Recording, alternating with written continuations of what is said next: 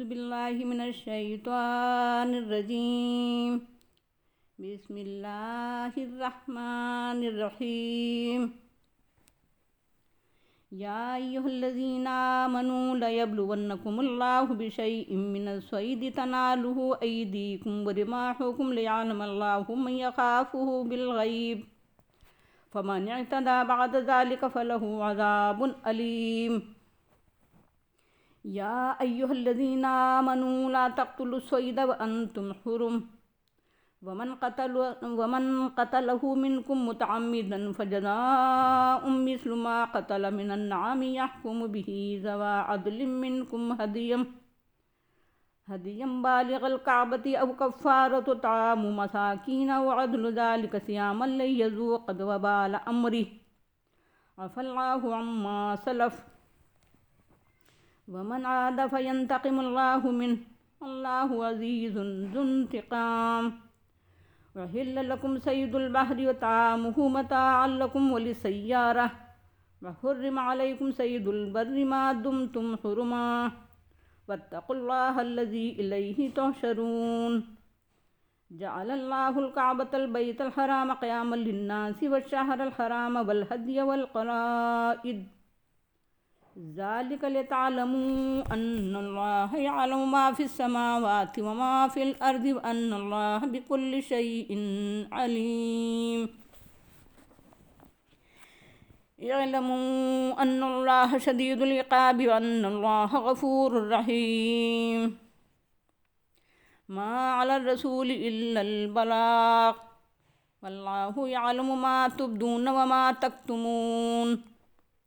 قل لا يستوي الخبيث والطيب ولو أعجبك كثرة الخبيث فاتقوا الله يا أولي الألباب لعلكم تفلحون۔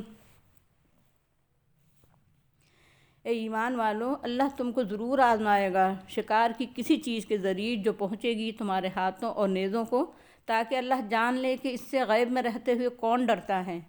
تو جو شخص اس کے بعد زیادتی کرے گا تو اس کے لیے دردناک عذاب ہے۔ اے ایمان والو، شکار مت مارو اس حال میں کہ تم احرام میں ہو، اور جس نے اس کو قتل کیا عزم ارادے کے ساتھ،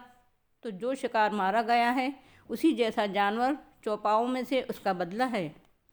اس کا فیصلہ کریں گے دو عادل آدمی تم میں سے کعبہ تک پہنچنے والی قربانی کا، یا کفارہ ایک مسکین کا کھانا، یا اس کا بدل روزے، تاکہ وہ چکھے مزہ اپنی حرکت کا۔ جو کچھ ہو چکا اللہ نے اسے معاف کر دیا، اور جو اعادہ کرے اللہ اس سے انتقام لے گا، اور اللہ غالب اور انتقام لینے والا ہے۔ تمہارے لیے سمندری شکار اور اس کا کھانا حلال کر دیا گیا ہے، تمہارے لیے استفادہ اور مسافر کے لیے، اور حرام کر دیا گیا تم پر خشکی کا شکار جب تک تم احرام میں ہو۔ اور اللہ سے ڈرو جس کی طرف تم اکٹھا کیے جاؤ گے۔ اللہ نے حرمت والے گھر کعبہ کو لوگوں کے قیام کا ذریعہ بنا دیا ہے، اور حرمت والے مہینوں کو اور قربانی کے جانوروں اور ان کے پٹوں کو،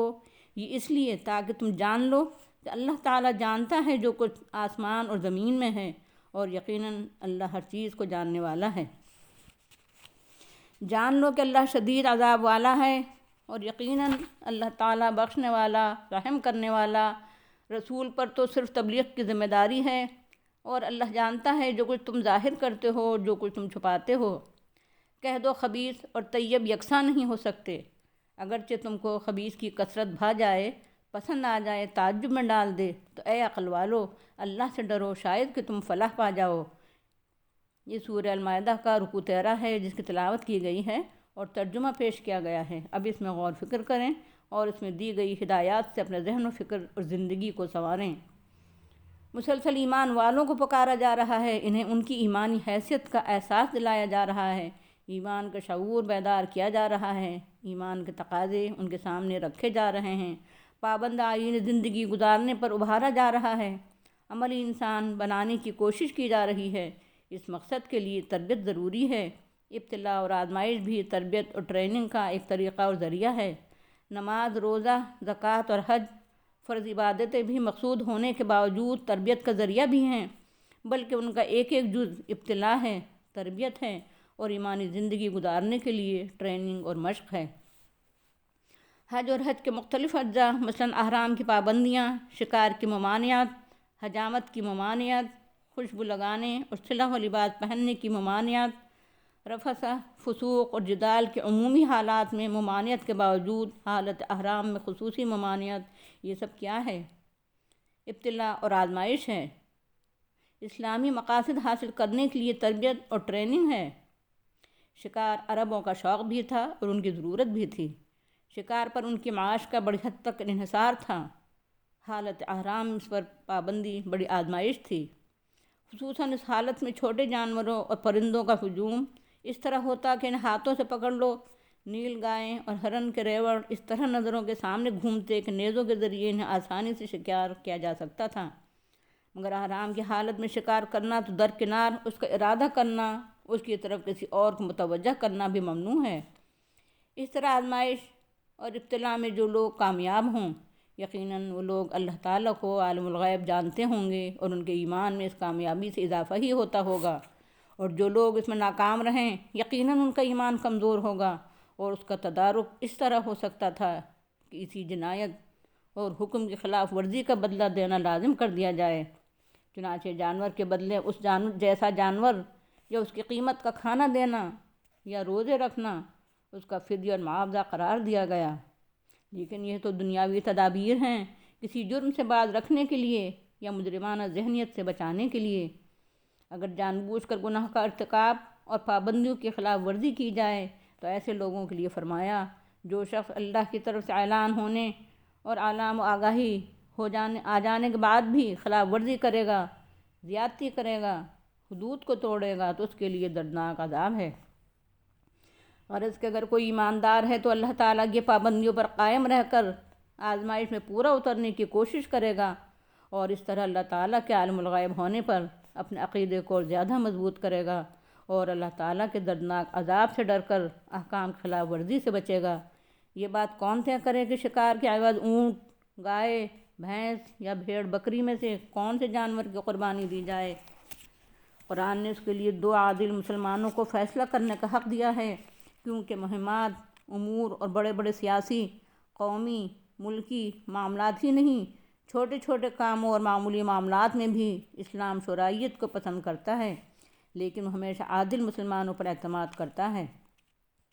جرائم کے تدارک اور احکام کی خلاف ورزیوں پر اسلام جرمانہ عائد کرنے کے مقابلے میں عبادت، صدقہ خیرات اور خوف خدا اور خیال آخرت کے جذبات سے کام لینے کو ترجیح دیتا ہے۔ اس لیے وہ بدلہ اور معاوضہ دلواتا ہے،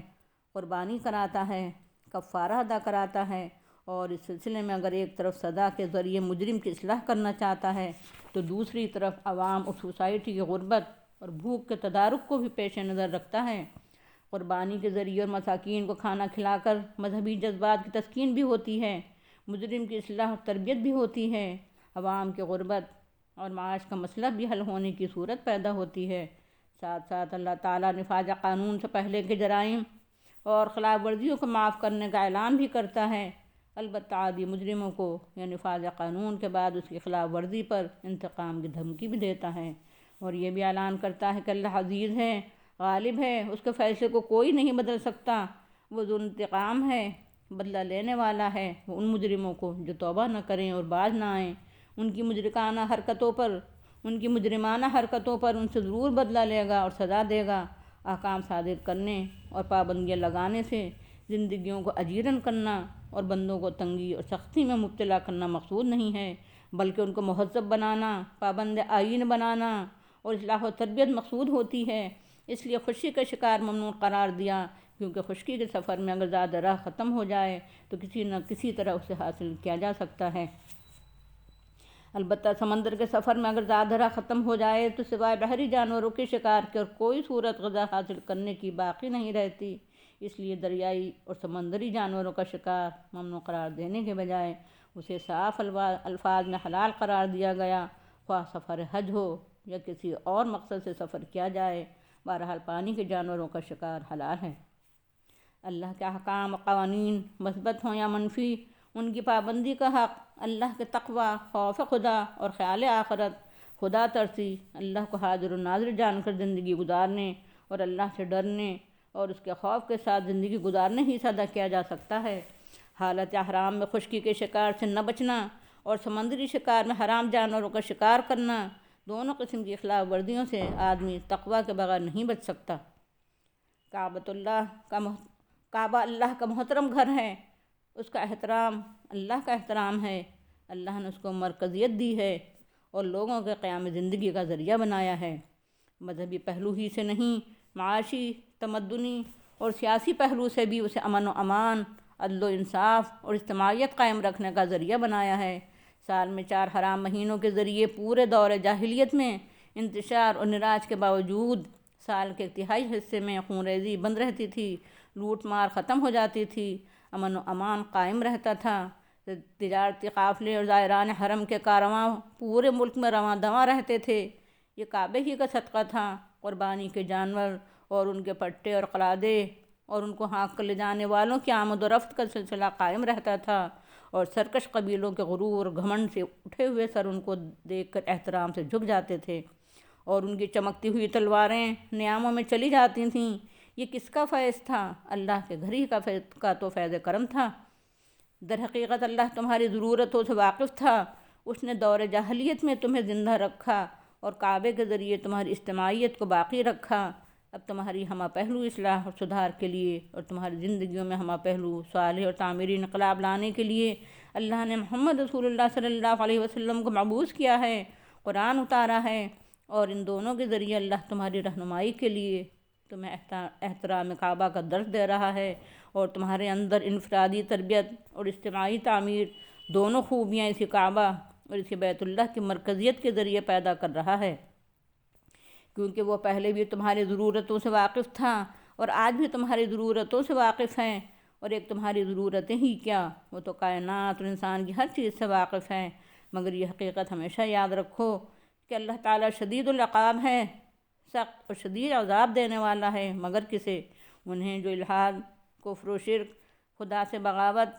اور بے وفائی اور نافرمانی، سرکشی اور تمرد کے مجرم ہوں، اور اپنی ان جرائم سے باز نہ آئیں اور مرتے دم تک توبہ نہ کریں، جو اللہ کے احکام کو توڑیں، اس کی حدود کو پھلانگیں، اس کے قانون و شریعت سے بغاوت کریں، ایسے مجرموں کو سخت سزا دیتا ہے۔ اللہ تعالیٰ غفور الرحیم ہے، بخشنے والا مہربان ہے، وہ ہر اس شخص کو معاف کر دیتا ہے اور اس پر ترس کھاتا ہے جو الحاد، کفر اور شرک سے باز آ جائے، خدا سے بغاوت، سرکشی، بے وفائی، عدول حکمی اور تمرد سے باز آ جائے اور سچی توبہ کرے، اللہ کے احکام کو توڑنے، اس کی حدود سے تجاوز کرنے اور اس کے قانون و شریعت سے بغاوت کرنے سے باز آ جائے، جو اس پر ایمان لائے، اس کا مسلم بن جائے، اس سے تقویٰ کرنے لگے، اس کے مقابلے میں احسان کی روش اختیار کرے، اس کے دین کی دعوت و تبلیغ کا فریضہ ادا کرے، اس کے کلمے کو بلند کرنے کے لیے جہاد کرے، اس کے خلاف بغاوت کو کچلنے کے لیے قتال کرے، ایسے تمام نمازیوں اور شہیدوں اور انصار اللہ کو وہ بخش دیتا ہے اور ان پر اپنی رحمت کی بارش کرتا ہے۔ اللہ کہتا ہے، یاد رکھو ہمارے رسول پر اور ہمارے رسول کے سچے پیرووں پر صرف دعوت و تبلیغ کی ذمہ داری ہے۔ اگر کوئی دعوت اور پیغام قبول نہیں کرتا ہے اور کفر و شرک سے باز نہیں آتا ہے تو اس کا ذمہ دار ہمارا رسول نہیں ہے۔ اس کا جواب خود ان لوگوں کو دینا ہوگا جو ایمان نہیں لائے، جنہوں نے پیغام حق قبول نہیں کیا، جنہوں نے سچائی کی دعوت کو ٹھکرا دیا۔ اب جو لوگ ایمان لاتے ہیں یا نہیں لاتے ہیں، الحاد، کفر و شرک اور باطل پرستی سے باز آ جاتے ہیں یا نہیں آتے ہیں، اللہ کے رسول کا ساتھ دیتے ہیں یا نہیں دیتے ہیں، ایمان کا دعویٰ کرتے ہیں اور نفاق کو چھپاتے ہیں، اطاعت کا دم بھرتے ہیں اور عملاً اطاعت سے گریز کرتے ہیں، وفاداری کا اظہار کرتے ہیں اور مخالفانہ جذبات کو چھپاتے ہیں، ان سب کو اللہ جانتا ہے۔ اس لیے ان کی صحیح و غلط ذہنیت اور ان کے اچھے یا برے کردار کی جزا یا سزا اپنے علم کی بنیاد پر دے گا اور انصاف کے تقاضے پورے کرے گا۔ قرآن انقلابی اعلان کرتا ہے کہ فیصلہ کن چیز قلت اور کثرت نہیں ہے، اقلیت اور اکثریت نہیں ہے کہ جو چیز قلیل ہو یا جو لوگ اقلیت میں ہوں وہ چیزیں بری اور وہ لوگ برے ہوں، ان کا کوئی مقام نہ ہو، اور جو چیز کثرت سے پائی جائے اور جو لوگ اکثریت میں ہوں وہی چیز اچھی ہو، اسی کو حق اور سچائی تسلیم کیا جائے، انہی لوگوں کو تمام حقوق حاصل ہوں، انہی کو حق پر تسلیم کیا جائے اور انہی کا قانون بنانے اور چلانے کا حق ہو، اور انہی کے اقتدار پر فائز ہو کر اس کے وسائل کو جس طرح چاہیں استعمال کرنے کا حق ہو۔ قرآن کہتا ہے کہ نہیں، اصل چیز اور معیار حق کثرت و قلت یا اکثریت اور اقلیت نہیں ہے، بلکہ اصل چیز طیب اور پاکیزہ ہونا ہے، ناپاک اور خبیث ہونا ہے۔ جو چیز طیب اور پاکیزہ ہے، جو لوگ طیب اور پاک ہیں، وہ چیز اچھی اور وہ لوگ اچھے ہیں، چاہے وہ چیز قلیل ہو اور وہ لوگ اقلیت میں ہوں۔ اور جو چیز ناپاک، گندہ اور قبیح ہے وہ بری ہے، اور جو لوگ ناپاک، گندے اور خبیث ہیں وہ برے ہیں، چاہے ایسی چیز اکثر ہو اور چاہے ایسے لوگ اکثریت میں ہوں۔ اس لیے جو خیالات اور عقائد، نظریات اور افکار باطل ہوں، جہالت پر مبنی ہوں، خواہشات پر مبنی ہوں، ان میں خبث پایا جاتا ہو، اور وہ الحاد، کفر اور شرک اور دنیا پرستی اور اغوائے شیطانی پر مبنی ہوں، دنیا کے پیغمبروں کی تعلیم کے خلاف ہوں، آسمانی کتابوں کے خلاف ہوں، چاہے وہ پھیلے ہوئے ہوں اور چاہے انہیں قبول عام حاصل ہو۔ لیکن وہ چونکہ ناپاک اور گندے اور خبیث ہیں، اس لیے ان کو حق اور سچائی قرار نہیں دیا جا سکتا۔ جو اخلاق، جو کردار، جو عادتیں اور اعمال، کوششیں، جولانیاں اور محنتیں باطل ہوں، ظلم پر مبنی ہوں، جن میں انسانیت اور شرافت کے بجائے نفسانیت ہو، تعصب ہو، حق تلفی ہو، غرور و تکبر ہو، جنس، سیکس اور شہوانیت کی کار فرمائی اور غلبہ ہو، بے کرداری اور بد کرداری ہو، فحش، سرگندگی اور بے-حیائی ہو، انبیائی تعلیم اور پیغمبرانہ ہدایت کی خلاف ورزی ہو، خواہ ایسے کردار ہر جگہ چلتے پھرتے ہوں، خواہ سارے یورپ، پورے امریکہ اور مذہبی دعوی داروں تک اپنا لیے ہوں، مگر ان کو اچھا اور سچا نہیں کہا جا سکتا، کیونکہ خبیث اور گندے اخلاق ہیں۔ اسی طرح معاشرتی طور طریقے، سماجی رسوم و رواج، معاشی اصول اور سیاسی اجتماعی اصول، ضابطے اور قاعدے فحش اور گندے اور خبیث ہوں، اللہ اور رسول کی تعلیم کے خلاف ہوں، چاہے ساری دنیا نے ان کو اپنا لیا ہو، ان کو تسلیم کرنا روا نہیں ہو سکتا، کیونکہ وہ خبیث اور گندے ہیں، ناپاک اور فحش ہیں، پیغمبرانہ تعلیم کے خلاف ہیں۔ زہر کتنا ہی زیادہ ہو اور تریاق خواہ کتنا ہی کم ہو، مگر زہر کو تریاق پر ترجیح نہیں دی جا سکتی۔ گوبر انسانی فضلہ خواہ کتنا ہی کثرت میں ہو اور پاک غذائیں کتنی ہی کم ہوں، گندگی کو پاک چیزوں پر ترجیح نہیں دی جا سکتی۔ چوری، ڈکیتی، جھوٹ، شراب، جوا، سود، مردار، ظلم و ستم، حقوق تلفی، زنا اور جنسی بہرہ رویاں، اغوا، عریانیت اور شہوت پرستی، استحصال، عورتوں پر زیادتی کے نت نئے طریقے، صہیونیت اور برہمنیت کے ظالمانہ مقاصد اور طریقے، اور بڑی طاقتوں کے ظالمانہ ہتھ کنڈے، خواہ کتنے ہی عام ہوں، ان کو کتنا ہی قبول عام حاصل ہو، لیکن چونکہ یہ خبیث اور گندے ہیں، ان کو حقیقی انسانی پر ترجیح نہیں دی جا سکتی۔ ان کو انصاف پر حلال رائے سے روزی حاصل کرنے پر، پاکیزہ غذاؤں پر حقوق کی ادائیگی، نکاح کے پاکیزہ طریقے پر، شریفانہ برتاؤ پر اور مبنی بر انسانیت معاملات اور طور طریقوں پر، خواہ کتنے ہی قلیل ہوں، ترجیح نہیں دی جا سکتی، کیونکہ معیار شرافت اور معیار حق اور معیار صداقت کسی چیز کا کثرت سے پایا جانا اور لوگوں کی اکثریت نہیں ہے، بلکہ جو چیز اللہ کی نگاہ میں پاک اور طیب ہے، جو لوگ پاک اور طیب ہیں، وہ خواہ کتنے ہی قلیل ہوں، وہ چیزیں درست اور وہ لوگ حق پر ہیں، اور جو چیز ناپاک اور خبیث ہے وہ بری ہے، قابل ترک ہے، اس سے اجتناب ضروری ہے، خواہ وہ کتنی ہی زیادہ ہو۔ اسی طرح جو لوگ خبیث اور ناپاک ہیں، خواہ وہ کتنے ہی زیادہ ہوں، وہ حق پر نہیں ہیں، قابل اجتناب ہیں۔ خوف خدا اور خیال آخرت اور پرہیزگاری اور پارسائی کا اور عقل مندی دونوں کا تقاضا ہے کہ خبیث خیالات اور نظریات اور بیہودہ عقائد سے، خبیث اخلاق و عادات سے اور کردار سے، خبیث معاشرت، معاش اور سیاست و اجتماعیت ہر ایک سے اجتناب کیا جائے، اور طیب اور پاکیزہ افکار و عقائد، اخلاق و عادات، معاشرت و معیشت اور سیاست و اجتماعیت اختیار کی جائے، چاہے اسے قبول عام حاصل نہ ہو، کیونکہ فلاح و کامرانی، خواہ دنیاوی ہو یا اخروی، کا تعلق اور انحصار پاک اور طیب افکار و اعمال پر ہے، ایمان اور اعمال صالحہ پر ہے۔ اس لیے قرآن ایمان اور اعمال صالحہ کی دعوت دیتا ہے، اور اہل ایمان سے ایمان کے تقاضے پورے کرنے پر پورا زور صرف کرتا ہے۔ وآخر دعوانا الحمد للہ رب العالمین۔ السلام علیکم ورحمۃ اللہ وبرکاتہ۔